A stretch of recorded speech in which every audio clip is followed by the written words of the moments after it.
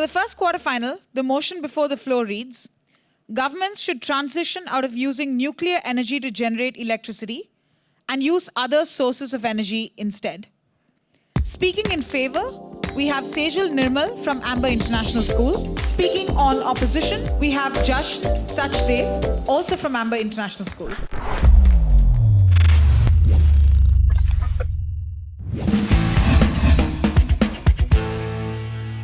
Nuclear power has a substantial impact on the environment, especially due to mining and water discharge. The uranium used to produce nuclear energy is found through mining. Mining of any kind has a very negative impact on the people living near the mines. And uranium mining in specific releases radon and arsenic. And this has a negative impact on the health of the people living around the uranium mines. And this also seeps into the groundwater and has many health problems. The second reason is radioactive waste. The elements used for producing nuclear energy are either uranium or thorium, which after use still remain radioactive enough to emit a lethal dose for the next hundreds of thousands of years to come. And the solutions for this nuclear disposal, we don't have any.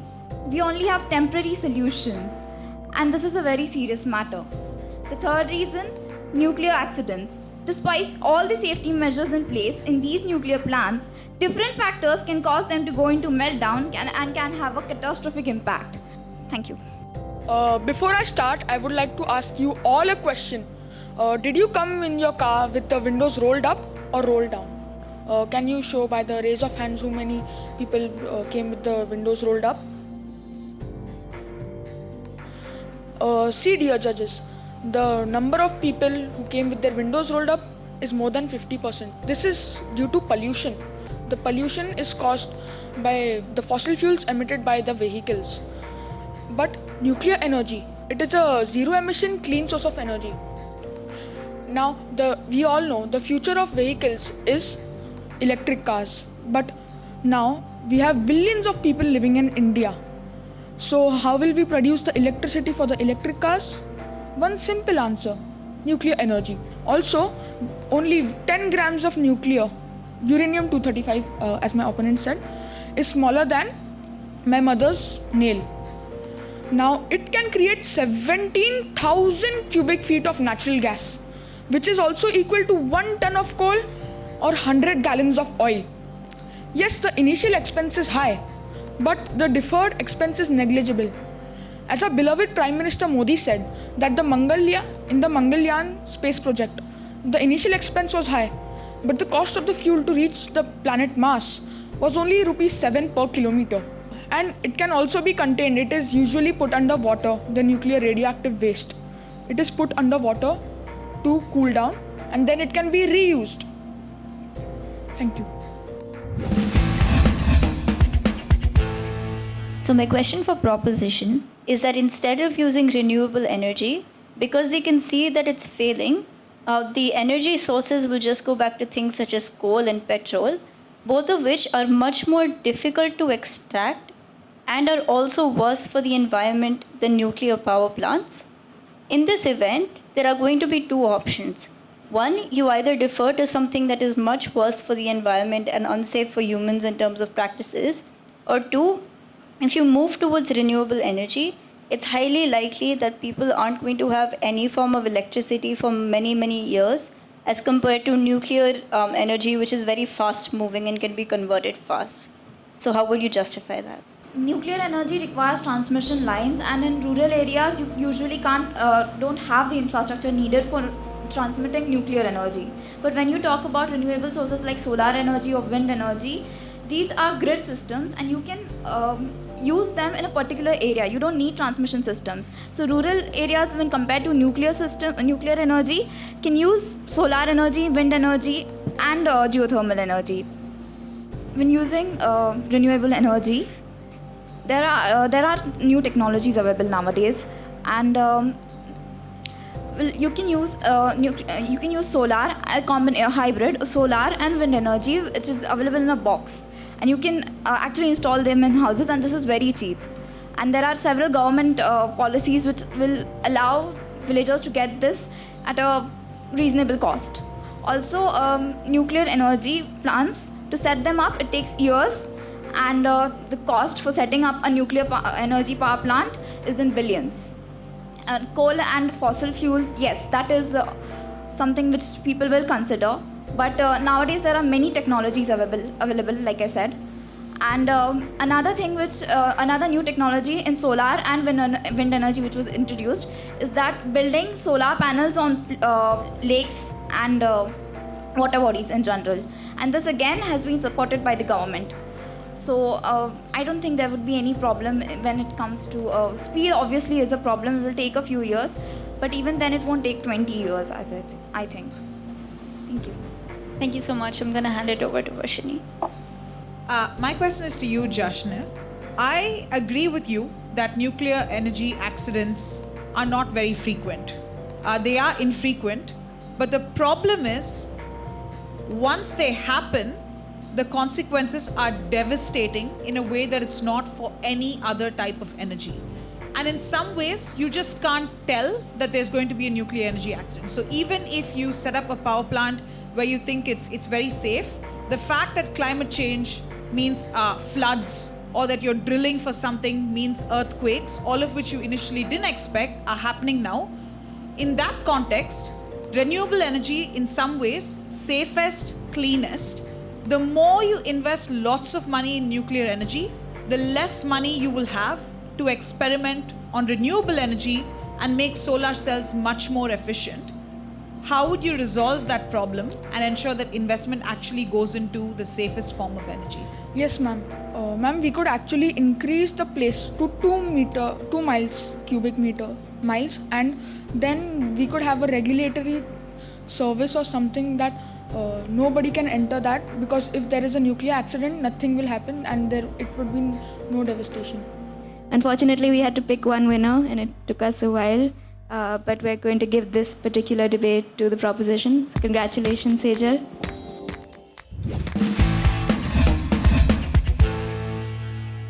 The motion for the second quarterfinal reads, governments should provide extra incentives to poorer families whose children perform better in schools compared to families whose children do not. These extra incentives include, but are not limited to, cash transfers, free electricity and internet, etc. Speaking on proposition for this topic, we have Arvind Iyengar from Bombay Scottish Povai. And speaking on opposition, we have Sanjana Shetty from Lodha World School.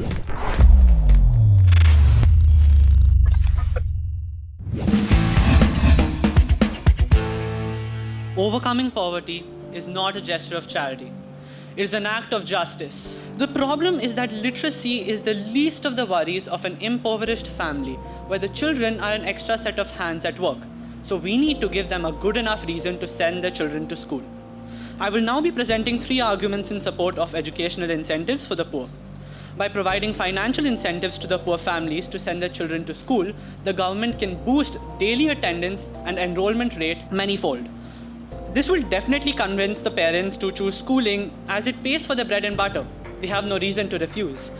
This will also heavily benefit the girl child, as it may convince the parents to educate her rather than marrying her off if there is an inflow of money, thus giving her an opportunity to dream as well.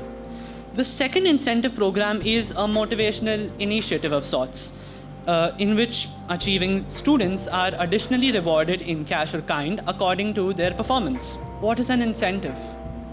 An incentive is like a bullet, an often tiny, small thing that has enormous capability to make change.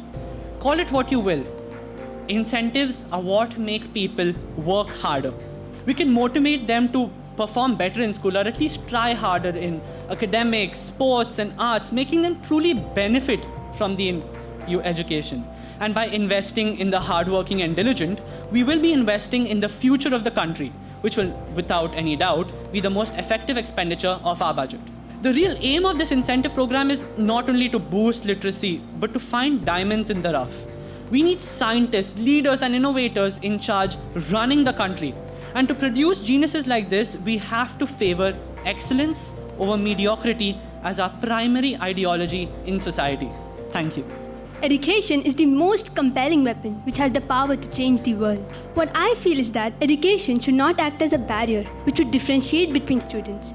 Rather, it should be something that will replace besotted minds with demurgic and centered mindsets. Moreover, education is an umbrella which encloses all the students under it and enlightens their mindsets. Therefore, I strongly disagree my point that government should not provide incentives only to those poorer families whose children perform better academically, while not to those whose children do not. My first argument is that the performance in school largely depends upon how the child's learning behaviors are and how is the parental behavior. Moreover, the parent support also plays a major role in education. So there are no evidence that states that instability in economically causes any effect to child's education.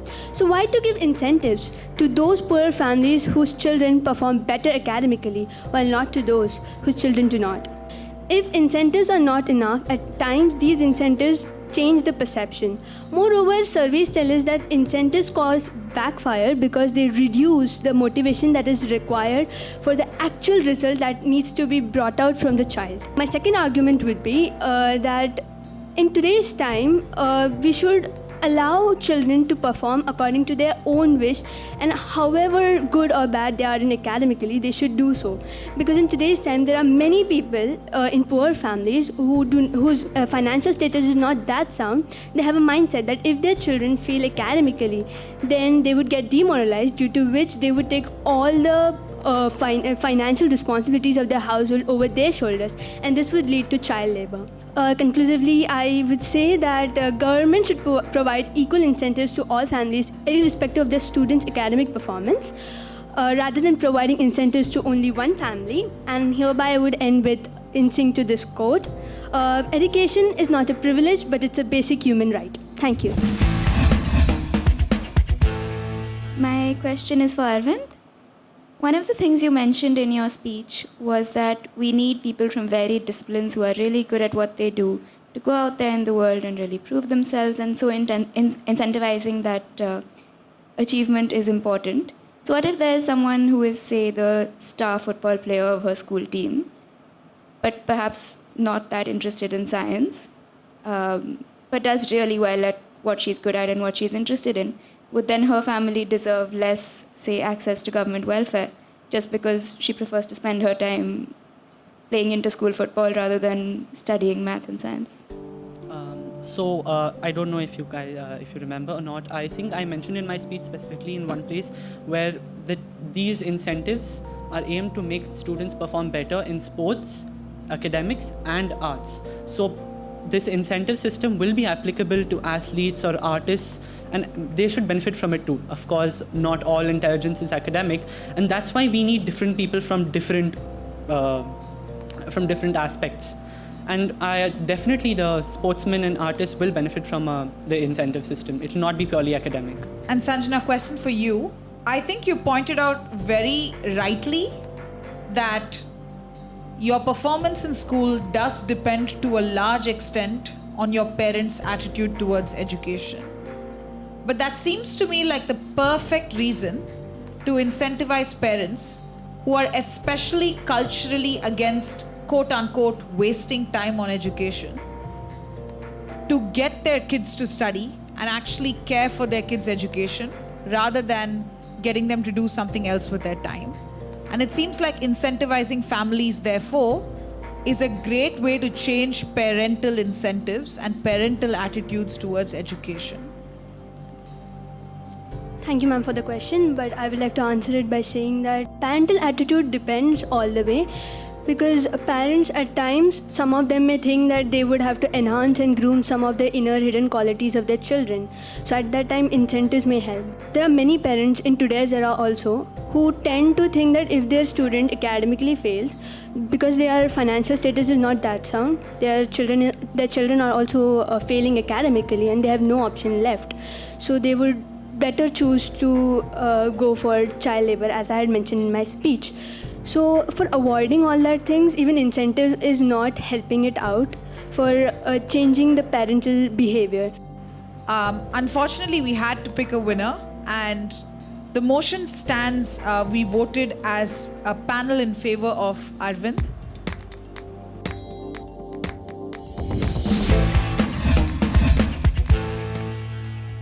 The motion before the floor for the third quarterfinal reads, criminal justice systems with a bench of expert judges to preside over criminal cases are better than jury systems. On proposition, we have Anushka Bhosle from Lodha World School.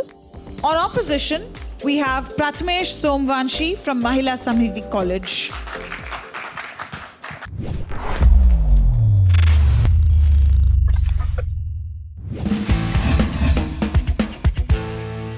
In the modern system, juries act as the triers of fact, while judges act as the triers of law. I will be mainly covering two arguments, which are the time consumption and the formality of the bench trials. Bench trials are often resolved quicker than jury trials. This type of trial tends to go faster than jury trial since there is no need for a jury selection. And we don't need to explain the codes of the law to the jury selected. And also bench trial feels less formal and less intimidating. And as I said, we need to solve the cases and they need to be resolved quicker because there are many cases that remain unsolved and need attention. Juries are often biased, unpredictable, and it's a waste of time as well as the money. Jury trials were abolished in India due to the mass bias of unprofessional jury. As you know, India is a diverse country. It has different cultures, religions, castes, etc. And to provide justice to every single citizen in India, we need an unbiased system. I would like to conclude with saying that criminal justice systems with a bench of expert judges to preside over criminal cases are better than jury systems. Thank you. As Martin Luther King said, and I quote, "Injustice anywhere is a threat to justice everywhere." Wrong decision in the court can decide someone's fate. Who decides that who is guilty and who isn't? Here's come the controversial part, the jury and the judge trial. The both systems are very different from each other. Judge is a person who presides over court proceedings, while jury is a group of people who are appointed by court from different parts and sections of the society. There are mainly two major aspects to evaluate a case. The first one is law and second one is fact. But here is a catch that technically jury is better than judge as per statistics. As proposition said, bench is quicker than jury. It is not true because jury has multiple people where bench of judges only have maximum 2 to 3 people. Now I would like to put forth my 3 arguments against the proposition. First, empathy. Understanding the convict and the victim is a very important and essential part of solving a case. Second, mentality also plays an important role while evaluating a case. Judges, as per statistics, are a bit sympathetic towards the victim who are minor and women. Judges' mentality is mainly to punish, and jury comes to a decision that is fair for both the sides. Third and the last point is compassion. The jury has definitely more compassion than the judges. Also, jury has a specific case allotted and do not have as much stress as judges do because judges work full day and every day. Also, they have political pressure from both the parties and their stress about the next cases and the previous cases they have solved. Jury has a big advantage as the stress of this is dissipated among all their members. Hence, jury trial will be more appropriate and justified as compared to just judicial trials. Thank you. My question is for you, Anushka. So, you said that juries in India could, or in other countries, could be discriminatory because people come with their own biases and their own experiences. But wouldn't you say that's also true for judges, since most judges do tend to come from the same socio-economic backgrounds, from upper castes and classes, from certain elite educational institutions, and juries may in that sense be more diverse and perhaps more fair? I personally feel like since everyone in this world is not the same, but they are not so different as well. Even though judges may be learning the same thing or maybe coming from the same institutions or like same, it doesn't mean that they think of the same things in the same way. Even though they might be different, even they are not lawfully trained, while the ones that are judged that are judges, even though they are different due to the law that they have learned, they might put out different outcomes to the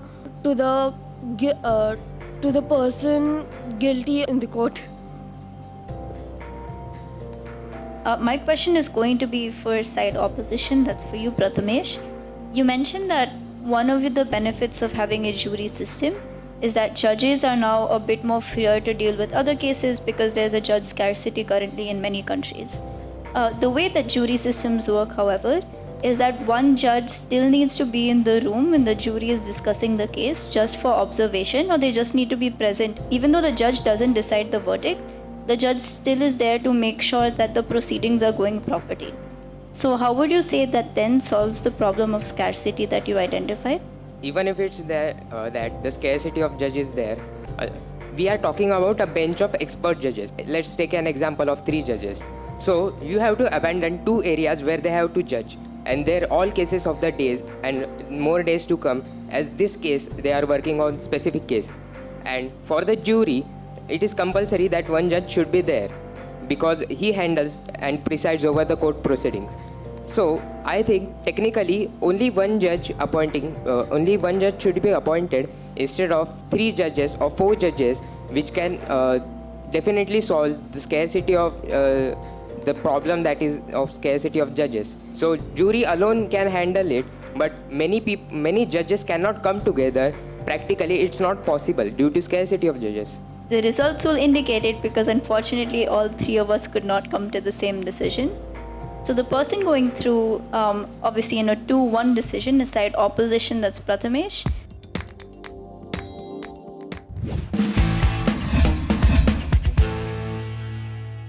The motion for our 4th and final quarter-final reads, political parties should only be allowed to receive limited funding for their political campaigns in the lead-up to an election from a neutral election commission, as opposed to unlimited funding from sources like individual donors, corporations, workers' unions, NGOs, etc. Speaking in favor of the motion from KJ Somaya College of Arts and Commerce, we have Karina Tucker. And speaking on opposition, we have Nandini Kumar from Bombay Scottish Pavai.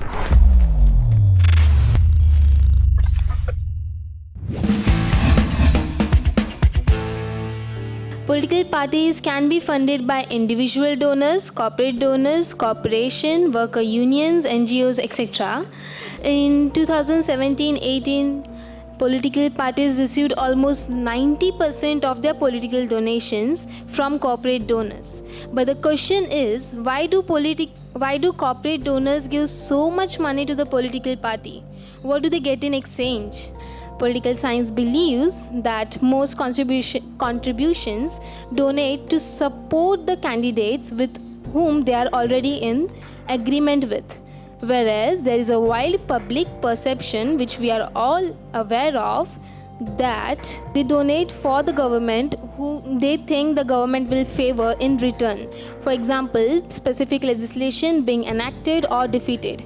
This in practical terms can be referred as bribery. Hence, allowing only limited funding to political parties for their political campaigns in a lead up to an election from a neutral election commission is more convenient. Proud to rest my case, very, very proud to propose. Thank you. India is the largest democracy in the world. Our democracy is a work in progress, as a lot of things are still evolving. The funding dynamics of political parties is one such subjective area which still needs improvement. What's very clear to me is that we need well-funded political parties which work energetically and thoughtfully towards the well-being of all Indians. I am of the view that political parties should be allowed to access individual donors' funding. More importantly, India is a large and diverse country with varied interests. Our constitution has ensured that through Lok Sabha and Rajya Sabha, various interests are taken into account. In the current administration, while one national party is dominant, there are various other regional parties that ensure divergent interests in policy making. What we should rather focus on is transparency in the funding of political parties and broader participation. This will ensure that political parties are not overly inclined towards certain private interests. Transparency in the government will surely lead to reduced corruption. Thank you.